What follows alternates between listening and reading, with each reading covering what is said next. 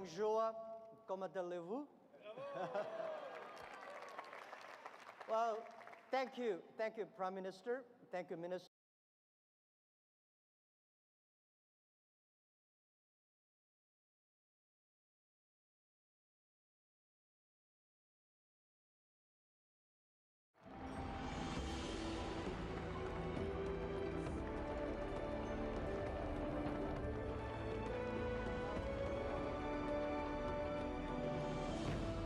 Good morning. Bonjour, comment allez-vous? Well, thank you, Prime Minister. Thank you, ministers, ambassadors, and entrepreneurs. It's so exciting, especially every time I talk to Prime Minister. We met like 5 times in the past 2 years. Every time we discuss about small business, entrepreneurs, and women entrepreneurs, we always feel excited. And this time, I came back to Toronto almost 15 years ago. In the winter, I came to Toronto. And then I came here with like 10 Chinese internet entrepreneurs, and also with a lot of internet guys. At that time, the internet bubble just bursted. So we discussed about the future of the internet. And I was the believer. And I believe e-commerce, I believe the internet, even the internet bubble bursted. Many of my colleagues at that time said they're talking about we should raise more money, change our internet business into real business. And they considered I was the crazy guy. And 15 years later, I am the only one came back. Because we believe it. We believe in internet. We believe entrepreneurship. We believe the future. I would love to discuss something about the failures, mistakes we made. The thing I feel most thankful is all the mistakes, all the refuse that I got. Because without that, there will never be Alibaba. In the past 18 years, every day we make mistakes. Every day we were rejected. I think being rejected, being refused by people, that is very natural. Why people should help you? You have to prove yourself, then people would help you. Alibaba was not made today. Alibaba was made 18 years ago in my apartment. The believing that using internet empower others, using internet to help young people, small business, and women will have bright future. So it's been 18 years hard working. We came here.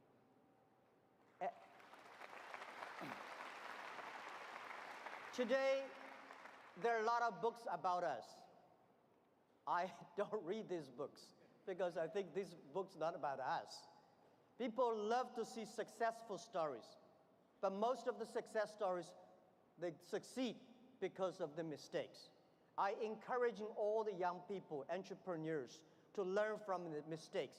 Do not study successful stories. Successful stories in the Harvard Business School, normally, there are a lot of things behind you don't know. But if you learn from the mistakes, if you learn, especially the failure case studies, it's going to help you. What I want to say is not about you. You learn from mistakes does not mean you will avoid mistakes.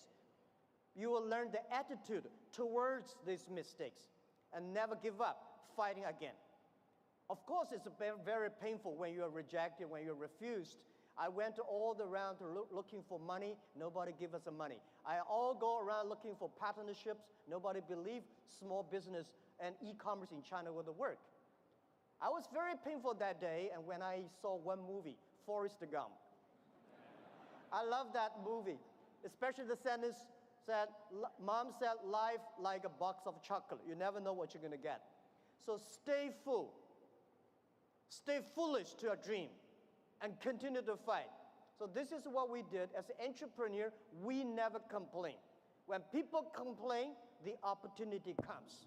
So if you can solve the complaints, that is your opportunity. So I love to, when I talk to the entrepreneurs, I feel excited. When I'm sitting there, listen to the entrepreneurs talk, I feel inspired. I feel we are the same animal. The difference between big company and small company is not about revenue. It's about the dream. The small companies have the dreams. Most of the big companies, when they get certain size, they only have KPI. So if you fight only for next quarter, how can you survive in such a turbulent times? You have to believe the future. You have to continue to the future. You have to stay focused. As I said to myself early days, if there are 9 rabbits on the ground, if you want to catch the rabbit, don't change the rabbit, change yourself. Stick to one rabbit. If you have the dream, stick to the dream. That is what I believe. So this is what I want to say is that Alibaba started 18 years ago. We never changed our dream. We believe e-commerce. We believe internet. We believe by helping young people, helping small business, and helping empower women, we will have the future. The difference between last century and this century, the difference between IT and DT is IT, empower yourself. DT, empower others. When you help others, you are helping yourselves. This is what we believe.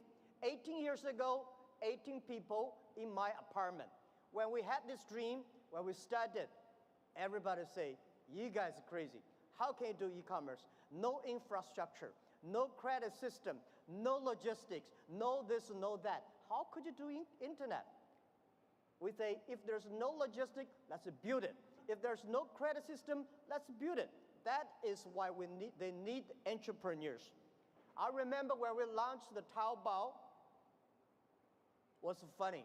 When we launched Taobao, we thought we're going to have a big business in about 1 month. But for the first 5 days, nobody come here even shopping. So the 7 colleague employees in my apartment, we have to buy ourselves. He sell, we buy. And the first month, when somebody came to sell, no matter whatever he sell, we buy them. That would tell the sellers, well, this thing really can be able to sell. So more people come sell. So we bought a whole house of things, garbage, they're no use. But at least we build up the trust. When you start to sell, we start to learn, and we learn the experience of selling, we learn experience of the servicing. Today, from nobody, from nothing, we have got from 18 people to 50,000 people. From nobody come to sell and buy, we got a 500 million, more than 500 million users. And every day, 200 million people come to sell and buy on the Alibaba site, on the Tmall and Taobao. We sell things not by months. We sell things not by day. We sell things by seconds. And this is not only today. This is the future. I want to tell you, 10, 20 years later, all these things will be natural. Every day, things could be that. If you hit the sweet point, if your product's good, if your service good, your products will have a good sale because there are billion. Today, the whole world is about 1.8 billion people online, right? And only less than like 800 million people shopping online. We believe next to 20 years, they were adding another 3 billion people online. And in next 10, 20 years, 60% of the people will shop online. So e-commerce is just a beginning. And by selling no revenues and nobody come to sell, last year we sold 550 billion US dollars. And for one single day, last year we sold more than 1.8 billion US dollars. 18 billion US dollars one day. So this thing you can never imagine. But we said 10 years later, every day we may sell $18 billion.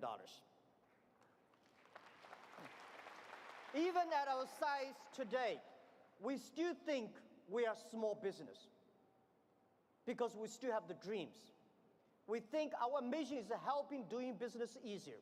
There are so many small businesses. There are so many developing countries. There are so many opportunities there. There are so many people still not online shopping, online sales. That we should do. So our dream is to make our company the 5th largest economy online. We think in the future there will be a virtual economy that will enable every individual, every small business, they can global sell, global buy, global pay, global deliver, and global tour, travel around. This is what we believe. Most people, seeing is believing. But real entrepreneurs and leaders, we believe, then we see. We believe the future, then we will see the future. So if you believe that you can do it, you should continue to do it and wait and fight for at least 80 years, if not 18 years. The next thing I want to share with you is I think the whole world, most of the people in this world, much underestimate the big impact of this technology is going to bring to the human beings. Well, as I said, when people complain, opportunity comes. The world is, when I was young, I complained a lot. I said, hey, Microsoft to take away my job. Oracle take away our jobs. Because of IBM, we can never do PCs. So later I realized we should not learn from Bill Gates. We should not learn from Larry Ellison. We should learn from the grandmother next to my door. How can she make her business so good by opening a dumpling shop? Because when you compare yourself to Bill Gates or Jack Ma, you feel frustrated. But if you compare to the next door person, you learn how to do business by details. And human beings today are facing the fifth largest opportunities of human beings. The first technology revolution, the second technology revolution. The first technology revolution released the the body, right? So we know the machine is more powerful than human beings. And the second technology revolution released the human distance. So the plane, the airplanes, and the train all go. But this technology revolution released the human brains.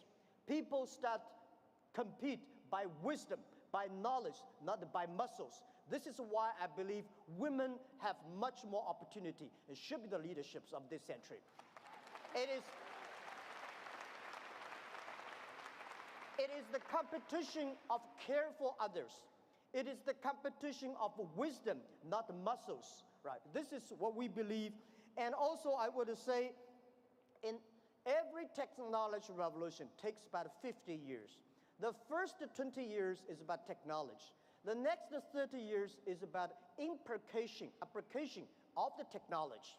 Electricity was not invented in America, it was in Europe, but America made it big. Cars was not invented in the USA, but USA using car make their country on the wheels. So this is what we think, that the past 20 years is about internet technology, internet companies, Amazon, and eBay, Facebook, Google, Alibaba, these companies. But these companies may not be necessarily still be very powerful in next 10, 20 years if they not continue to be innovative, if continue to be running fast. So who will be the next wave? Those companies, those countries make full use of this technology, make full use of this internet as infrastructure, they will booming. This is what we truly believe. So next 30 years are the critical. Those companies who can using this internet technology, data, artificial intelligence, their company will booming. So the other thing is that for these new technology comes, everybody be careful. It's a challenge for big companies. It is opportunity for small business. Because big companies, they've been there for like 50 or 20 years, very successful, they want to protect. For us, small business, we have nothing to lose. So we should learn from scratches, we learn from it, and I believe in the past 18 years of experience, the most difficult thing in this world is to convincing successful people. They will tell you, oh no, we've been doing that for years. Don't tell me internet works. But it's easy and it's good to help those people who want to be successful. So helping young people is helping future. Believing young people is believing your future. What we did in the past 15 years ago when we launched Taobao, Nobody want to use in Taobao and Tmall. So we try to convincing those people who are 18 years old. They don't have money. They want to buy, cheaper things and tiny things. Those people who are 40 years old, they don't buy it. They think, no, we don't like it. So we said, for 18 years people, in China, in the older days, when we're convincing older people, we're convincing young people. But now we're convincing young people, we're convincing older people. So those 18 years old, we wait for them for 10 years. When they're 28, they will be the future. That is why we have a patience. For 15 years ago, we've been waiting for 15 years until today. So that is called a strategy.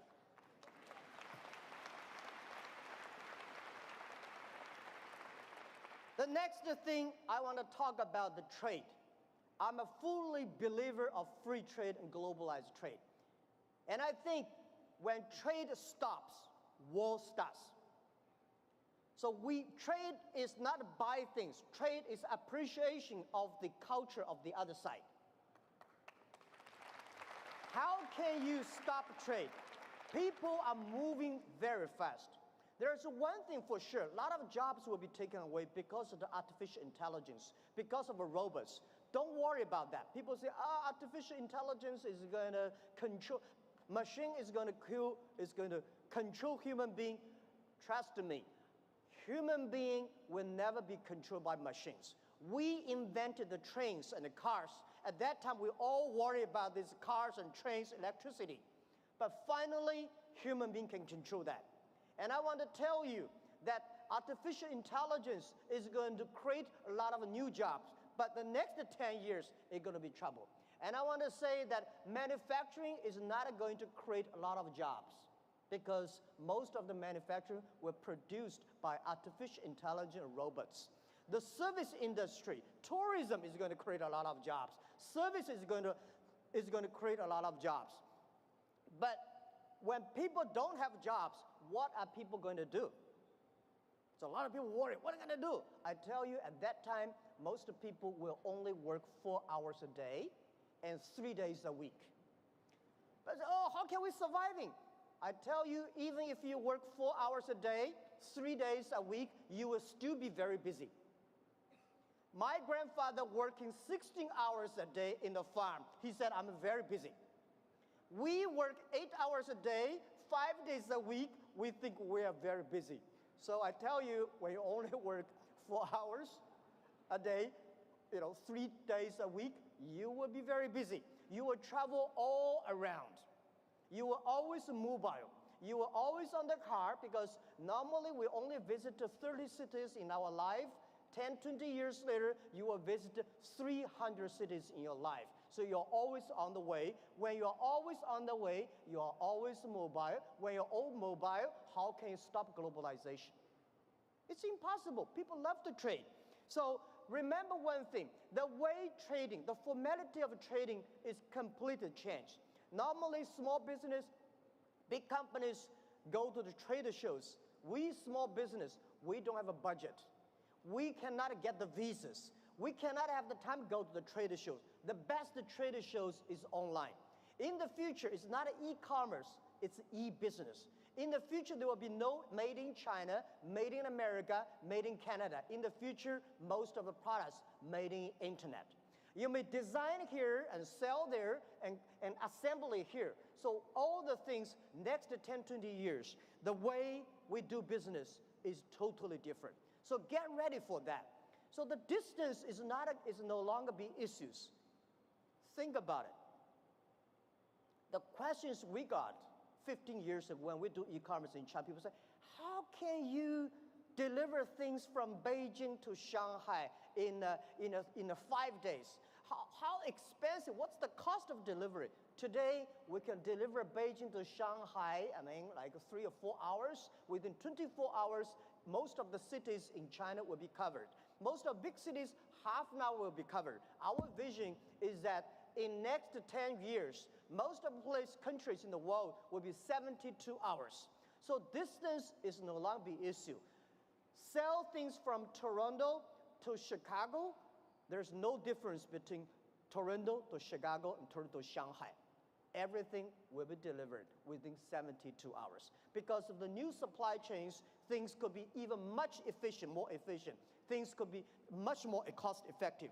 So this is what we believe the future. This is what we believe internet, e-payment, logistic systems, data is going to change the whole world. A lot of jobs is losing, a lot of new jobs are coming up. And I want to tell you that for all these small business entrepreneurs, remember one thing, 80% of the small business in the future must be globalized. If you are not globalized company, you will never be able to survive easily.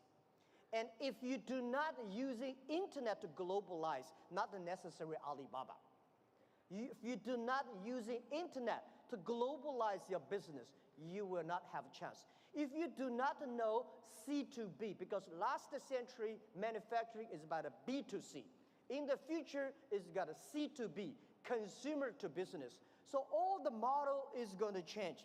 Every small business, all the young people here, think globally, think big.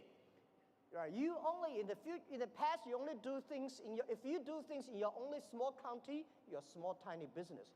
Small business can leverage the internet technology, leverage the market, go across the board. Think big and think out of the boundary. This is a prime minister. I absolutely agree with that. So it's never too late. Never too late to learn to that. Internet is just the beginning. E-commerce is just the beginning. The good thing about the young people is that we always keep learning. One of the reasons people say, what's the secret of China grow so fast? One of the things that we Chinese learn very much in the past 30. We learn a lot about America. If you today go to New York, pick up 100 Americans on the street, how many of them can speak more than 10 Chinese words? Very few. If you're in Beijing, Shanghai, you grasp 100 young people and ask them how many of them can speak more than 20 English words, 80 of them. That is you learn. When you appreciate, when you're open-minded, when you learn from others, you make progress. So this is, I think, never too late to learn the internet. Internet technology is just the beginning. People like me, I know nothing about technology. The only thing I can use my computer, thanks because of mobile, I don't have to learn computers. The PC, the only thing I can send, receive emails, and browse. But I believe technology is designed for people. People should not just for technology reasons.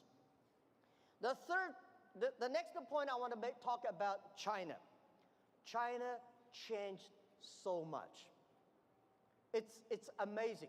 We've got 1.4 billion people, and we got 800 million people online, and 500 million people already online shopping. So we still have 900 million people on the way to online shopping.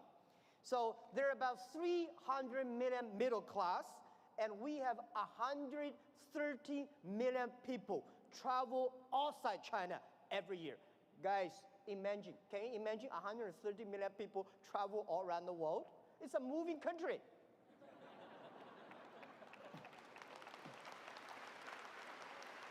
Today, we have a 300 million middle class.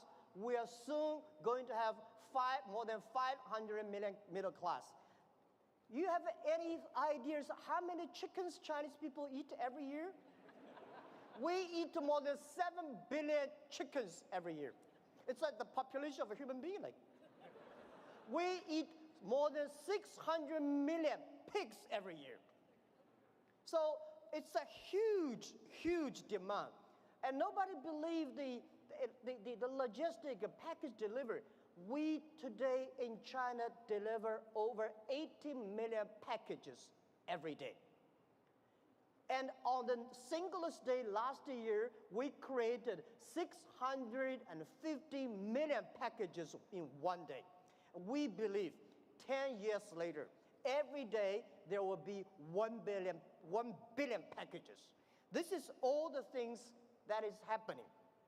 And I want to say that For Canada, past 50 years, USA is the market. Today, China is the market. Today, China, 300 million middle class is bigger than total American population. And it's just the beginning.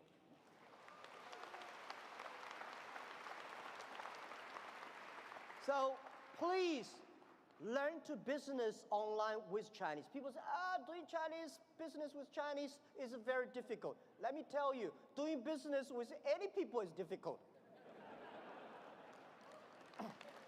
Right? But there's one thing, why I love why I like Canada products. I have Canada Goose, and a lot of my wife buy a lot of stuff from Canada. You have 1.5 million Chinese community here. These are your ambassadors of your products. They are telling every Chinese, the environment, the beauty, the products. So we should leverage that. And I think if you cannot do business with the Chinese, it will be difficult for you guys to do business with other nations. That's what I believe. And you have to learn to business doing things online. As I said, online business, that is not difficult. The only is build up the trust, and one key element, one of the secret source of Alibaba's success is we have close to 50% of employees are women. At the internet time, women, because they care others more than they care themselves, the usability is so good, they're online, they care for the others, so we have more than 47, 48% of employees of our company are women. We have 33% of the senior management are women. These people, they consider the others. So online time, e-commerce time, when you do business cross the ocean, cross the board, I would say, think out of the box. And so this is something I want to say, doing business in China. Learn to do that. When you know how to do business with China, you will definitely learn how to do business with Southeast Asia, because we share the same culture. And also, in the next 10, 20 years, if you do not know how to do online business, it's going to be just like 10 years ago. If you do want to do international trade, you don't know how to speak English, it's tough. But of course, when you know how to speak English, does not mean you can do good business. The other thing that I want to talk about is globalization is opportunity for everybody. I think globalization is only a baby.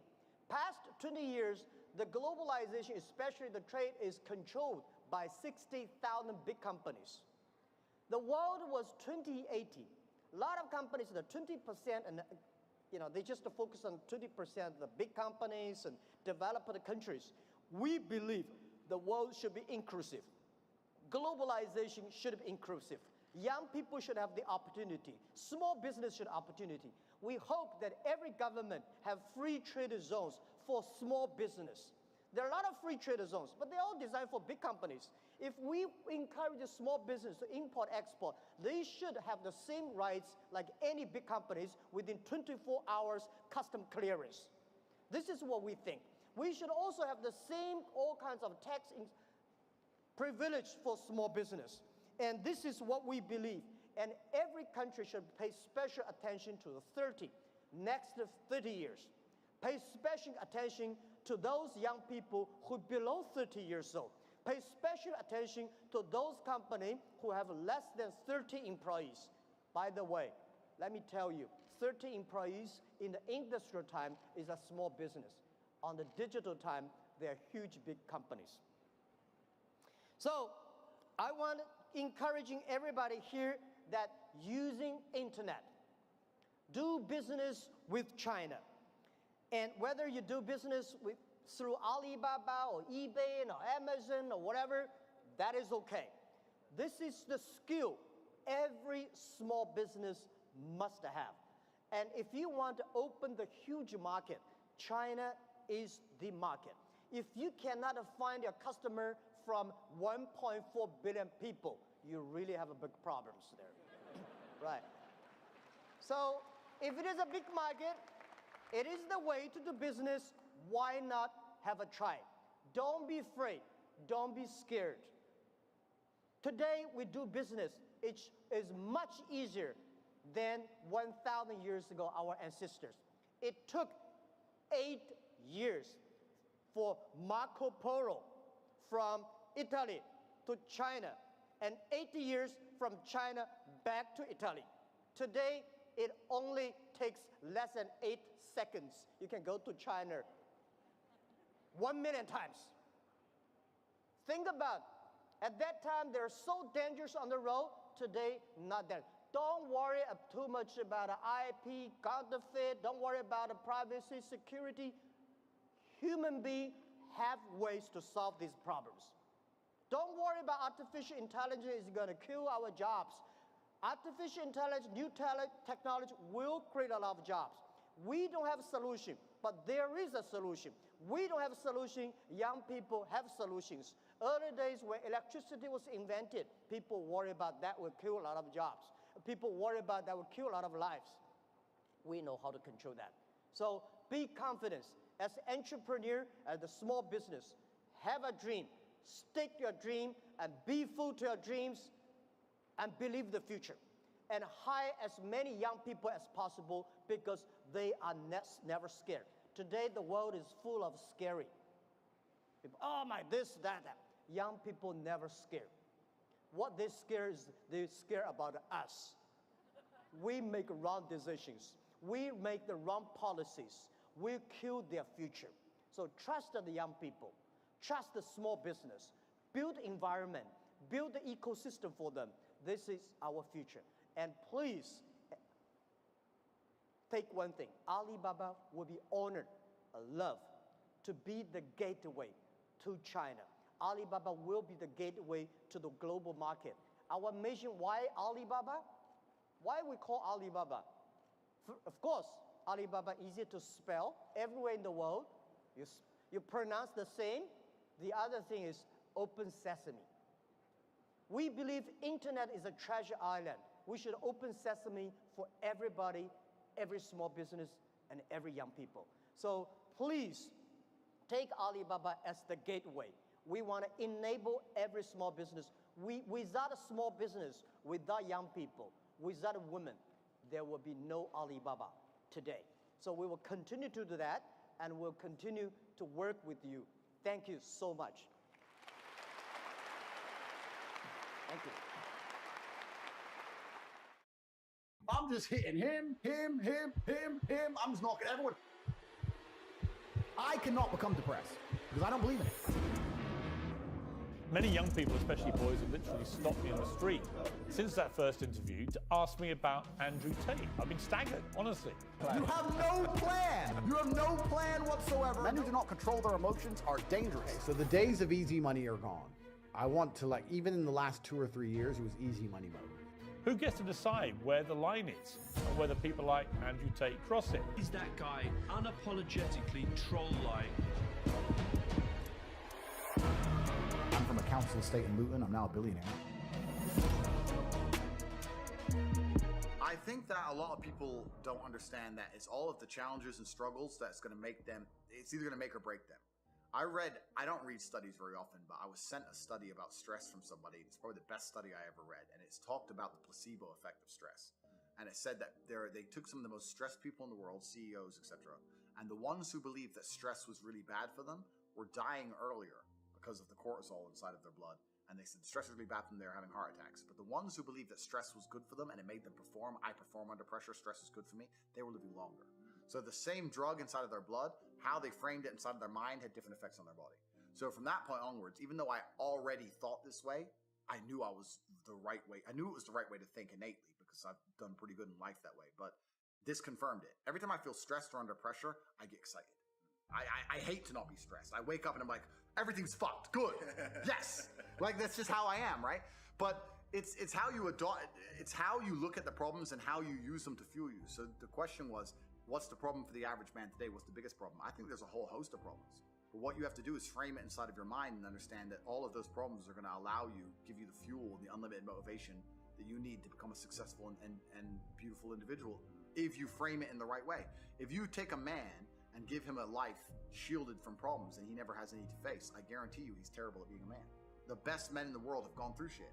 That's why women love scars, because it didn't kill you. That's the whole point of it, right? So the best thing you can do as a man is look and go, okay, this is hard, this is hard, this is hard, this is hard.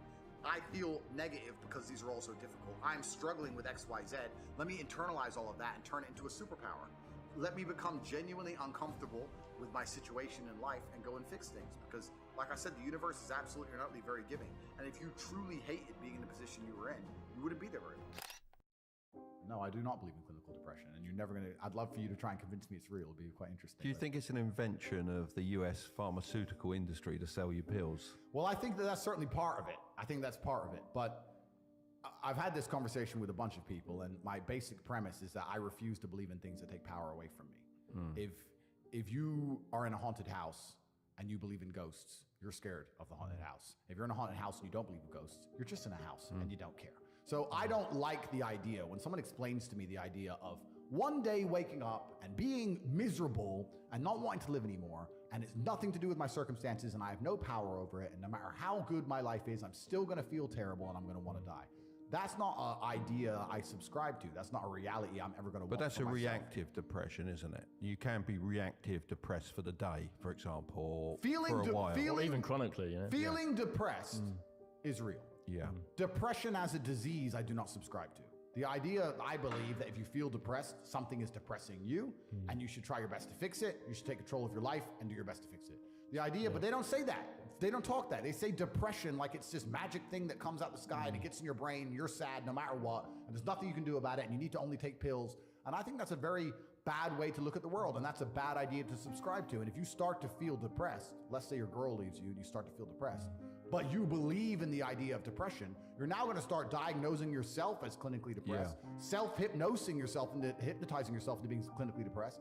And it's amazing how you can speak things into existence. I cannot become depressed because I don't believe in it. So how about chemical imbalances in the brain? Bullshit. That's all been disproved anyway. Really? It's all been disproved. Firstly, that's all been disproved. And secondly, even if that was true, even if I had a chemical imbalance in my brain, I do not believe in depression. That's just who I am as a person. I don't believe in it. I do not believe in things that take power away from me. So, and people sit there and they try very hard to convince me it's real, which is actually quite interesting because it's always usually depressed people who sit there and try very hard to defend this idea. If you're so scared, if depression's so terrible, why are you sticking up for it? Why are you fighting so hard to convince me it's such a powerful force? Why shouldn't you be doing the opposite?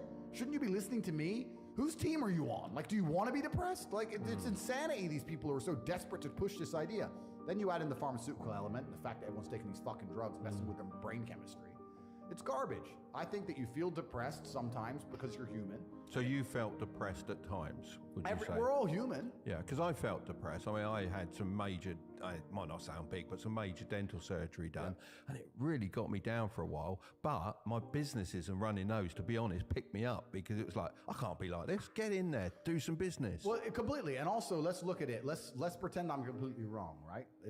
We can look at situational depression like you just described. We can talk about brain imbalance and chemical imbalance. We can talk about clinical depression that you get and it's chronic and there's nothing you can do about it, whatever. Let's pretend all these things are completely true. The best option, the best thing to do is still to get up, be an adult, control your emotions, be stoic, and do the things you're supposed to do day after day. Laying in bed and doing nothing is never going to be the best option. The best option is still to go to the gym, to work hard, to run your business, to be successful. So it doesn't matter. We're talking about the different positions on the chessboard. But if the rules of the game remain the same, regardless of the position you're still trying to win, you still have to do the same things. So does it even matter at this point? If you come along and say he's depressed because of X and he's depressed because of Y and he's depressed because of Z, and the answer to all of them is still the same thing, then I don't give a fuck why you're depressed. All I know, what I will state as a matter of fact, is this world is hyper-competitive, especially as a man. Most men are walking through life and they don't realize that it's constant competition. I was driving here. Even as I was driving here, I was looking out the window and I was looking at all these people just walking around. One of them had a fucking croissant. One of them was dressed like a dickhead because it's London. He thinks he fucking looks cool. This is a fucking moron. We've all seen them. Yeah, moron. Some of the dude just talking shit on the phone. Some other guy with headphones in, waiting to be fucking murdered, wouldn't even hear it coming. And all these NPCs, I'm just looking at them going, do they realize they're in endless, constant competition? Every single pound they want, someone else wants. Every single girl they want, someone else wants. There are people like me out here. I will destroy, you could get all 30 of them in a room and I will sit by myself and absolutely annihilate them in any single metric. And they're just sitting there just fucking floundering and wandering through life unaware of how competitive the world is. Well, and whinging how unfair it is. And whinging and how unfair it is. And this is my point. If the world is truly that competitive, You do not have time to be depressed because it's a non-competitive mind state. You could be depressed for X, Y, Z, whatever. I'm not depressed. And I want the money you want, and I want the girl you want, and I want the status you want, and the car you want, and the house you want. And I'm gonna get it, and you're fucking not. And that's the bottom line of life. If you gave that guy that stuff, he probably wouldn't be depressed Well, anyway. he's You get give him up a off his beautiful ass and woman, work then, doesn't he? business. And this is the point. He probably would because he wouldn't have a direction in life. I think it's a very empowering message that you share. And you know, I think if you can fix it with pills, you can probably fix it by going to the gym and doing all of these other aspects. But pills he doesn't talks even about. fix it. Pills just numbs it. Mask. It masks it. Well, it's not a holistic way to treat it, is it? Whereas what you're saying is more so. Yeah, what I'm saying is you're playing a game, and it's a competitive game, and you need to build a mindset that allows you to be ultra competitive. And if you want to sit there and say, no, I want a non-competitive mindset, then fine. You know what you call people who do not win competitions? Losers. Correct. I do not like to hang around with men who suffer from a lack of women, because in my experience, any man who can't get women will eventually sell you out for women. It's too powerful a force. Too powerful a force. If you're completely sex deprived all the time, sooner or later you're going to sell your boys out for sex, whether it's his ex or some girl talking bad about your boy, but you really want the pussy, so you let her slide. If you're not good with girls, I don't want to talk to you. Second thing is money. You have not be rich, but if you're starving, you're going to try and sneak some money out of somebody. Right? If you can't eat, you'll do anything for food. You can't pay the bills, you do anything for money. That means whether it's a plea bargain, whether it's trying to rob me, whether it's money sitting around my house. I don't want to talk to extremely broke people. I don't want to talk to extremely sex deprived people for the same reason I wouldn't have a whole bunch of food around a hungry person. Same reason. It's the first two things. Next thing is loyalty, and I know that's super hard to judge, but I really like to believe that the few people I hang around with, if we were all in separate police interviews and they were to come and say, hey, your boy turned, I could literally burst out laughing. Say, bro, you better come with a new story, G. You better go away and think about it and come back. We can talk, but don't try that one. Try again. So loyalty is very, very important. Next is bravery, because can't fight is fine, but won't fight isn't. Won't fight is unacceptable in everything. If I'm with my 5 friends and I'm going toilet in the club and I come back and I see someone punch one of my friends, I am annihilating anybody in that guy's crew. We'll find out why later. My guy could have been wrong. It could have been my guy's fault. I'm just hitting him. I'm just knocking everyone. When everyone's asleep and the threat is neutralized, I'm like, bro, the fuck is that? Oh, I started. It's like, oh, fucking. Well, first, people have to pay, right? We'll worry about the whys afterwards. So they have to have that loyalty and that devotion to the bravery, the ability to fight. I find it very crazy. I find it crazy, and I say this often to guys. I say, you're rolling around with these men who won't even fight to protect you because they're cowards. So they'll watch you get your head stomped to death and cower out and not even try and help you. And they're like, yeah, but he's funny. But he's funny? We're talking about life and death. You're talking about fucking funny? So if I can smell on someone that they wouldn't even attempt, I don't want to be anywhere near them for the same reason. And general professionalism. I've developed a habit where I punish myself for the smallest unprofessional actions. If I misplace my keys or misplace my phone, and it takes me more than 10 minutes to find it, I'll punish myself for that. Regardless, whether it's I don't spend money this week, or I don't go here, or I'm canceling that, or I'm going to defer buying something I want. I punish myself religiously so that next time I put my phone down, I know where I put my phone. Next time I put it down, I know where I put it. All the time. When I put it down, I know where my phone is. So when I'm around people like, hey, I lost my keys, or hey, bro, I forgot. When I'm around sloppy people, I don't like it. I like people who have their lives in order. When I detect sloppiness, I don't really want them too close to me, because gaps are where things sneak in. Other things are basic OPSEC, really basic OPSEC. I like that if I'm around my friends, if I'm ever sitting with my back to a room, this is an enclosed environment, but in a normal restaurant, I never sit with my back to the room. But if I have to do it, I like that I never do it, but if I have to do it, the people I roll with, they'll literally give me a nod. We'll sit down at dinner and I have to sit here, they'll go. And they'll pay extra attention for me because I can't see behind me. I like that level of professionalism. I like that. I like people, like I said, don't get weak, no hangovers, no crying their eyes out, no cowardice. It's infectious, don't like that around me. No negativity, don't like that around me. So there's certain things that I create a very, very particular reality. And it's actually interesting because to me, these things are all normal, but when you have these kind of standards, it's pretty hard to find friends. You're like, oh, you're a dumbass, you're a pussy, you're like, and you don't talk to that many people. But if you get a crew together that act that way, it's amazing how not to get all airy-fairy, but it's almost an intangible. When you have 6 men in one place who are perspicacious, who are paying attention, who do have their things right, who don't lose things, who do the whole room can smell. When me and my crew walk in a room, even if it's almost like an energy. Some guy can be eating his dinner, not even see us walk in and go, 6 predators. It's like the rabbit when the fox comes. Like you can smell when the guys turn up. Do you know what I mean? And everyone's experienced it, everyone's seen it. So anyone I associate with, I have these very, very stringent metrics, and they're basically just to make sure that nobody gets inspired by something they can't resist to snake us. And also nobody's overly sloppy and allows a way for us to be infiltrated and destroyed. I say that life as a man is exceptionally difficult. I say the most beautiful and the most terrifying thing about being a man is you're born without value. Society doesn't care about you. You're only going to be cared about based on how useful you are. You have the chance to build yourself up and become a superhero if you're prepared to do the hard work and be indefatigable enough to never quit. But if you're going to stand around and wait for a handout, nobody's going to ever respect you. And I think that a lot of people have forgotten about how difficult and how competitive it is as a man. We're always in constant competition with each other. And it's your duty as a man to stand up and say, I want to be as important and strong and good-hearted and God-fearing as possible. And I need to work hard to achieve those things. Dame Sheila Hancock says we've become too over-emotional as a society, crying too much about everything. Has she got a point? She's completely right. And the dangerous thing about overly emotional men is that they're dangerous. They're genuinely dangerous. This is what's crazy. All these people who talk about toxic masculinity and how bad it is for men to be traditionally masculine. A traditionally masculine man does things he doesn't feel like doing because it is his duty to do them. He charges into the building because it is his duty. Not because he feels like it, because it is his duty. We're now teaching the new generation of men that they don't have duty and they can just act on their feelings and act how they feel, and they don't have to act as a man should. Do you know what happens when you get men who just act how they feel? You get school shooters, you get violence, you get rapists. Men who do not control their emotions are dangerous. If you find a man who is stoic, he's not going to hurt people. He's going to sit and think about his actions very carefully, and he's going to be a good man who protects and provides for his family. You find a man who just acts out on impulse and does whatever he feels like, you're going to find a dangerous man. Sitting here telling men to cry more and act with their feelings, and it's okay to feel this way, that way, etc., and have no self-control.